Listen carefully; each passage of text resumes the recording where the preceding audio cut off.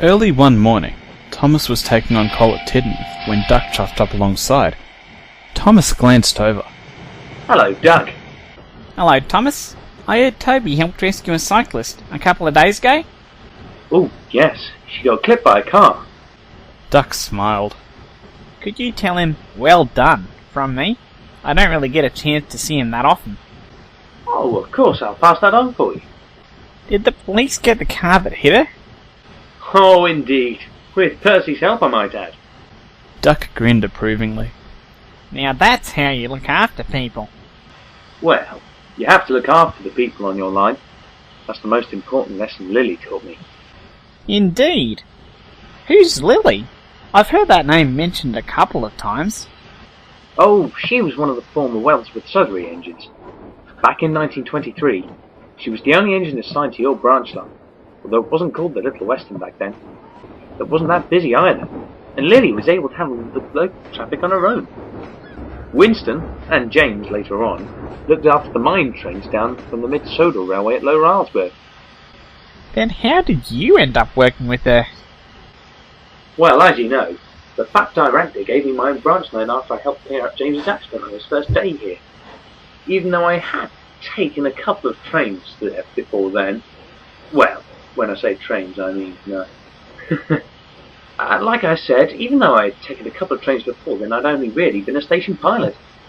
Thomas paused, thinking back to days long ago, and those 2 weeks in 1923. The morning after James's accident, the Fat Director had come to see Thomas in the sheds. Thomas, before you take over your branch line, you will need to learn how to look after it.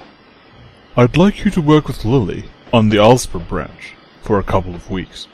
She'll be able to teach you all you need to know. Thomas's face fell. He had been looking forward to starting on his own branch line. There's a world of difference between being a station pilot and looking after a branch line, Thomas. You have a lot to learn. If you say so, sir. I do say so, Thomas. Anyway, you'd better be going.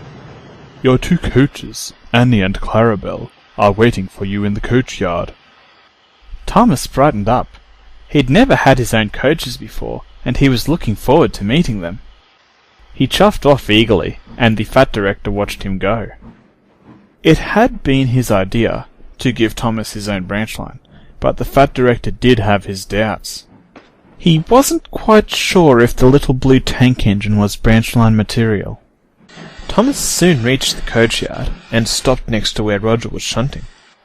Hi, Roger. I'm looking for 2 coaches named Annie and Clara. Do you know where they are? Roger glanced towards 2 bogie coaches, sitting on a nearby siding. "They're in that siding over there," Thanks. Thomas replied, and he chuffed forward eagerly. He stopped next to the siding, looking closely at the 2 coaches. Can we help you? Yes, hi. I'm Thomas. I think you and Clarabelle have been assigned to work with me. I believe so, yes. Tell me, Thomas, have you had much experience pulling passenger trains? I mean, not just arranging coaches. I've pulled a few. Call it that. Thomas replied, not mentioning that he'd left the coaches behind on one occasion. I see. Annie replied.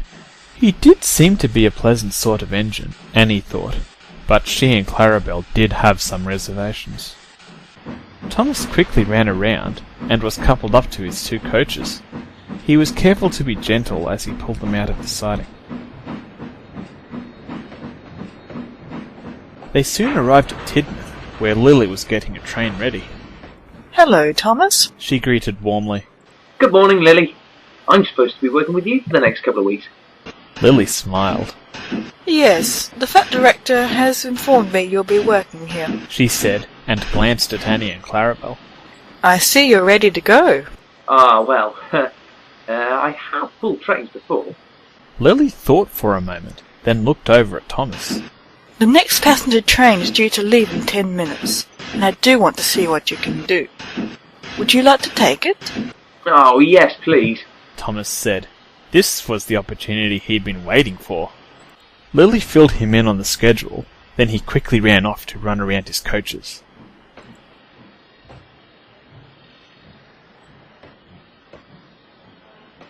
With that done, he quickly brought them to the platform. He whistled twice, impatiently. Get in quickly, please. The passengers did so, and Thomas set off.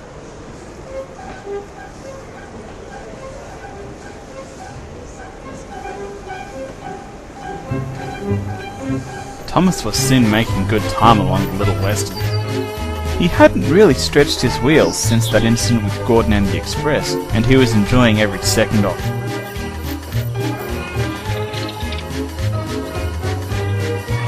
Thomas had never seen this branch before, and the new sights were a real treat for him. The fishing villages, the seaside stations, he was keenly looking around, taking it all in.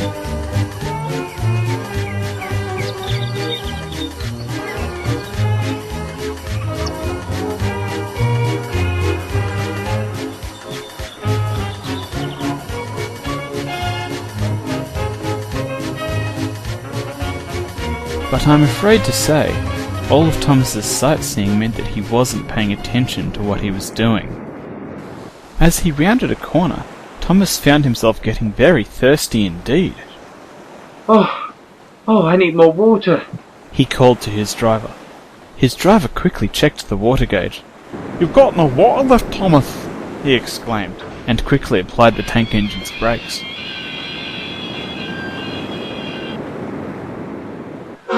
Cinders and ashes. I was supposed to take on water at the last station. Thomas gasped, horrified.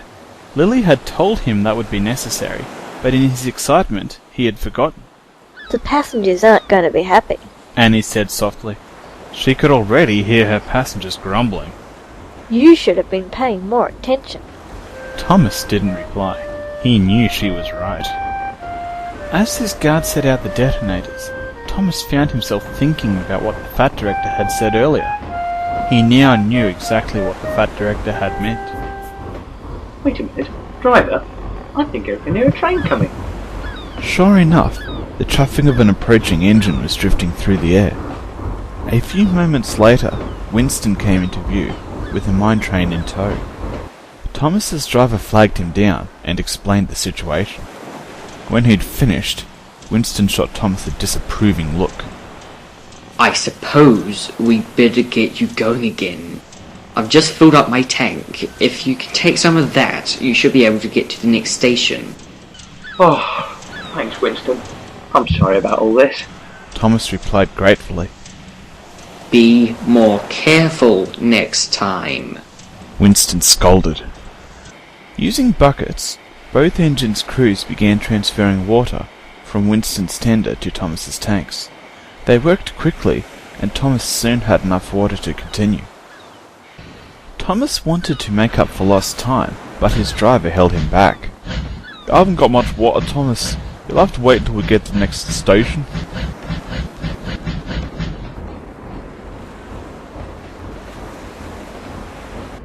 Thomas was relieved to make it to the next station.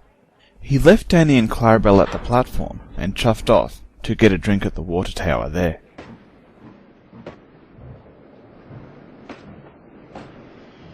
The rest of the day passed uneventfully.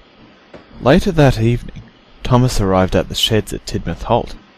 Lily looked over as he backed down. I've been informed you've had a bit of trouble this morning. Thomas glanced down. Following that incident, Annie and Clarabelle had been reminding him constantly to pay attention.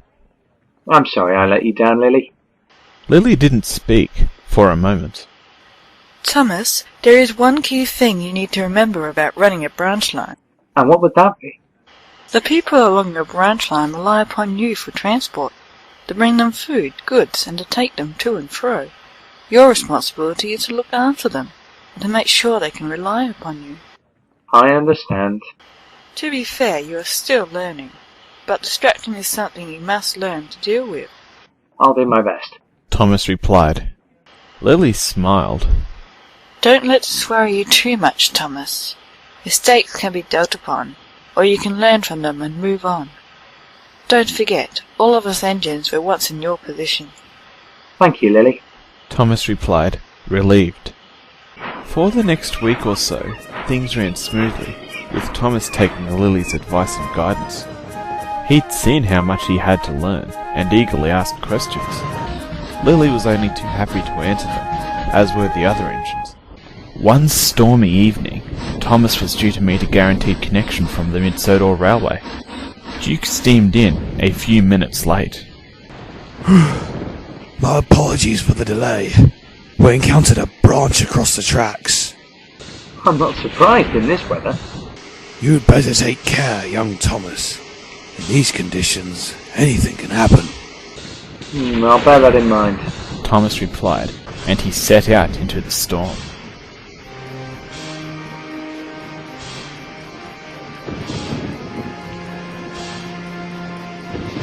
Thunder rumbled and rain lashed at Thomas as he headed along. He didn't like it at all. At Knapford, he'd been able to shelter under the station when the weather had gotten this bad. But he remembered Lily's words and pressed on. Shouldn't the lighthouse be running? He said to himself as he approached the coast. He was right. The lighthouse should have been running, but it had been struck by lightning earlier. As Thomas headed along the shore, he caught sight of something approaching the sand up ahead. As he got closer, he realized it was a fishing boat. He tried to whistle a warning, but it was too late. A gust of wind caught the boat and threw it onto the sand. We need to stop! Stop! Thomas's driver quickly braked. Thomas whistled twice, loudly. Hello? Are you alright? A moment later, one of the fishermen climbed up onto the boat's deck. We've got injured aboard. Have you got a doctor with you? Fortunately, one of Thomas's passengers was a doctor. Under his supervision, Thomas's crew and some of the passengers helped the injured fisherman into Annie. Once they were secure, Thomas set off again.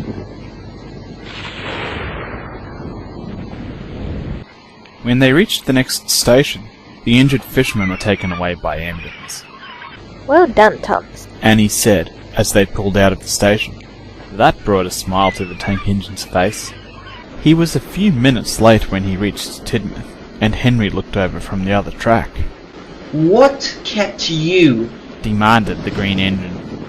Before Thomas could reply, Clarabelle spoke up. Thomas decided to stop and help some injured fishermen. He was quite right to do so. Indeed. Annie added. I understand. Well done, Thomas. Thank you, Henry. Thomas replied. He hadn't been expecting Annie and Clarabelle to stand up for him like that. I heard about what you did this afternoon, Thomas. Lily said, as she backed down into the sheds that evening. Well, you said I was supposed to look after the people along the branchline. Lily smiled approvingly. You certainly did. You've proven yourself to be branchline material, Thomas, and I shall not hesitate to tell the fact director. Thomas grinned. Thanks, Lily. He replied. A couple of days after that I took charge of my branchline. Thomas finished. It sounds like Lily taught you well. You can say that again. It's what I taught Percy too when he started at Farquhar. Well, she did have a good philosophy. I'm glad to hear it's carrying on. What did happen to Lily, anyway? Thomas's face fell. In 1934, the railway was desperate for money. The board of directors decided that Lily and the older engines were worth more. A scrap. The fat director wasn't too happy about it, but there wasn't much he could do. But he did save Neil. I think Lily was sent to the scrapyard on Edward's line, the one where he found Trevor. At least, that's where the others went. Thomas sighed sadly. Anyway, there's no point on dwelling on that. I must be going. Goodbye, Duck.